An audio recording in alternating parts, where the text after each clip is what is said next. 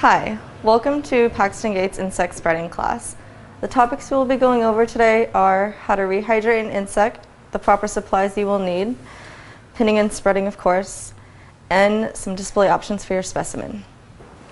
This kit will be available online on our website, which is paxtongate.com. It includes step-by-step pinning instructions,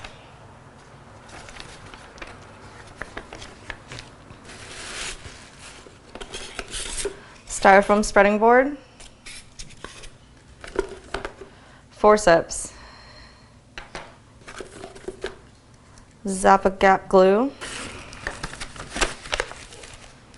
your insect of course, number 2 pins, parchment paper, and a set of number 3 pins. So before we jump right into pinning, you will need to rehydrate your insects. This means softening the bodies of them so they are flexible enough to be spread. What you will need is an airtight container, paper towels, isopropyl alcohol, hot water, and a styrofoam or sponge will work.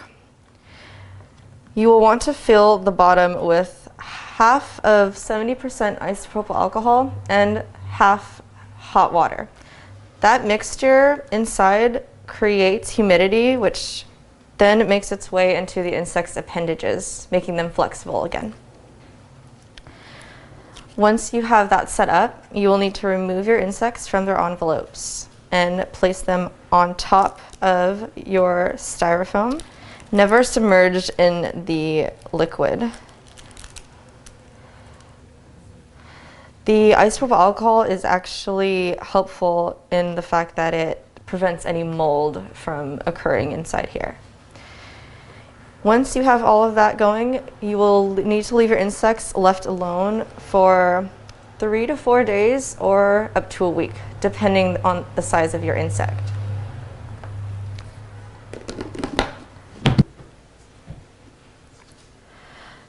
Now that your insects have been left alone in their container for up to 3 to 4 days, you're going to want to check on them by carefully picking them up and seeing if their legs and or wings are flexible. A good indication is that you won't feel any resistance from the wings or legs. Now that your insect is hydrated, it is ready to be pinned. First, we'll start by taking a few pins that will act like anchor pins, but if you choose to, you can also place an anchor pin through the elytra, known as the wing casing, through the beetle, right here. But for today, we're going to be using a different technique and placing a few anchor pins around the neck area where its thorax is located, in this middle region. Now you're going to be opening the legs up using a crisscross motion, pinning the top set of legs down.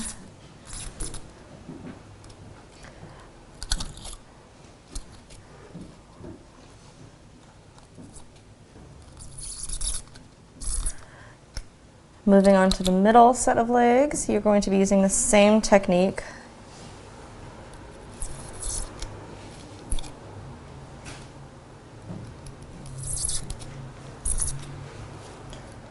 Now onto the bottom set of legs. Now they do have tiny tarsal claws located at the end of each leg, which can help keep them in place on your styrofoam spreading board, so you can easily just go ahead and push those down.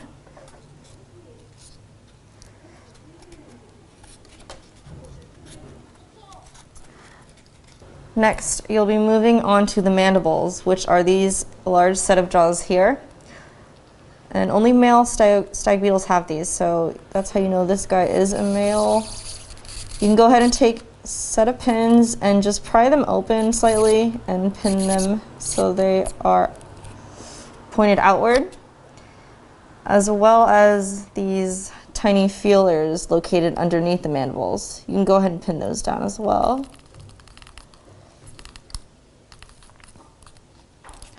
And there you have it. Once you are happy with the results of your pinned insect, you will need to leave it alone for at least 5 days. This will be known as the drying period. Go ahead and leave it alone, pinned and in place on your styrofoam board in a cool, dry place without any sun exposure. Once those days are up, you can go ahead and remove each pin. It will have hardened and maintained its shape. Then it will be ready for display. Thank you for watching. You can find more instructional videos at paxton8.com.